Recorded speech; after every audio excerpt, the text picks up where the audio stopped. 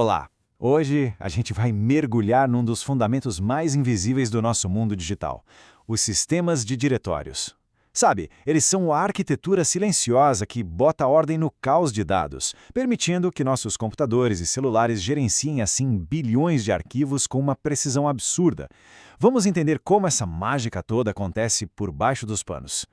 E essa é a grande questão, né? Como é que um sistema operacional consegue dar conta de milhões de arquivos sem que tudo vire uma bagunça completa? E veja bem, não é só uma questão de armazenar, é sobre encontrar o que se quer de forma quase instantânea. É um problema fundamental de organização de dados em uma escala gigantesca, que, claro, exigiu uma solução super elegante.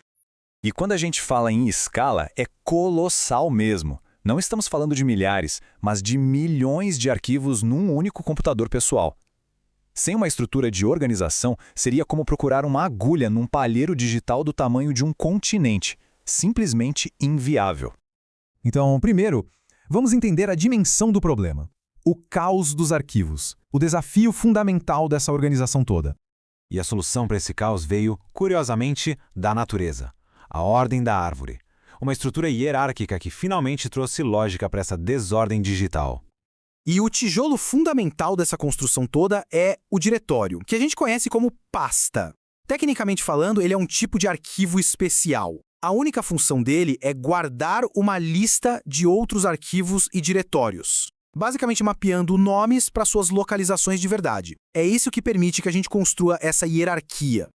Bom, então esses diretórios acabam formando uma estrutura de árvore, que começa bem lá no topo, no que a gente chama de diretório raiz.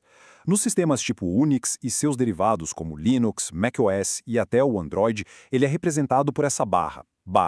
Já no Windows é a letra da unidade, tipo C, dois pontos. A partir dali, tudo vai se ramificando. E os sistemas de arquivos mais modernos, como o NTFS do Windows, o ext4 do Linux ou o APFS da Apple, permitem níveis de profundidade que são, na prática, ilimitados. Essa flexibilidade é simplesmente crucial para a complexidade dos programas e dados que a gente tem hoje.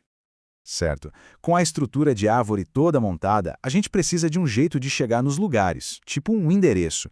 Como é que se navega por ela? É aí que entram os caminhos de acesso. Agora, olha que detalhe interessante. Parece uma coisinha boba, né? A diferença na sintaxe. Sistemas tipo Unix usam a barra normal, a barra, já o Windows usa a barra invertida, a valia. Mas isso não é um capricho, não, é pura herança histórica. Lá no começo do MS-DOS, a barra normal já era usada para opções de comando. Então, para não dar confusão, a Microsoft adotou a barra invertida para os caminhos de diretório. Uma pequena decisão de design que tem um impacto que dura décadas. Um processo pode se referir a um arquivo basicamente de três maneiras. A primeira é a direta, que é só usar o nome do arquivo, o sistema assume que ele está no diretório em que se está trabalhando.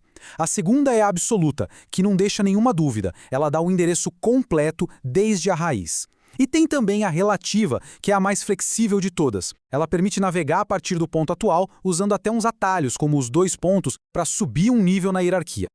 Agora, vamos a um desafio um pouco mais sutil, a redundância. Pensa bem, como fazer o mesmo arquivo, tipo uma biblioteca de sistema, existir em vários lugares sem precisar criar várias cópias?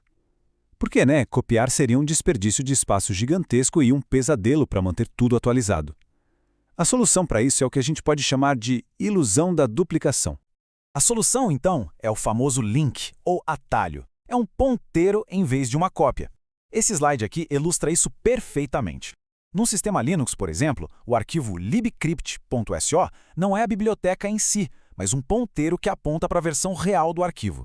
E o mais legal é que, para qualquer programa que vai usar essa biblioteca, essa indireção é totalmente transparente. Funciona como se o arquivo estivesse ali de verdade. E existem dois tipos principais de atalhos. O simbólico, ou soft link, que é basicamente um arquivinho que contém o caminho para o arquivo original. Se o original for movido ou apagado, o link quebra, para de funcionar. Já o físico, ou hard link, é diferente. Ele é uma segunda entrada de diretório que aponta para os mesmíssimos metadados do arquivo, o mesmo inode. O conteúdo do arquivo só é apagado de verdade quando o último link para ele for removido. Isso funciona com um contador de referência, sabe? Cada hard link aumenta o contador e o espaço só é liberado quando esse contador chega a zero. E agora a gente chega na parte mais técnica da nossa jornada.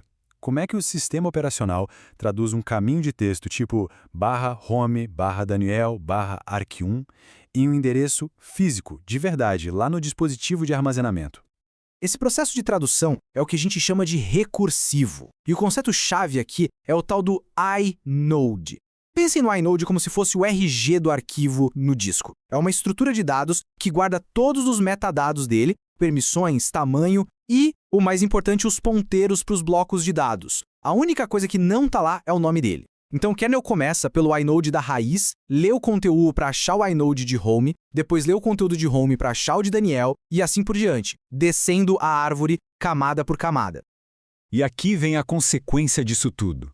Cada um desses passos pode significar uma leitura separada no disco, que é uma operação lentíssima se a gente comparar com a velocidade da CPU. Para um caminho com só 3 níveis, como no exemplo, já são várias operações. Agora imagina para um caminho bem mais longo. Isso seria um gargalo de desempenho gigantesco, com certeza. E a resposta para esse problema de desempenho, como em tantas outras áreas da computação, é o caching. O sistema operacional mantém um cache de resolução de nomes guardado na memória. É um atalho ultra rápido que armazena os resultados das buscas que foram feitas recentemente.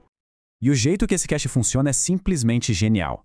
Ao buscar por /home, /Daniel, /arquivo 1, o sistema não procura só esse caminho completo no cache. Ele quebra a busca.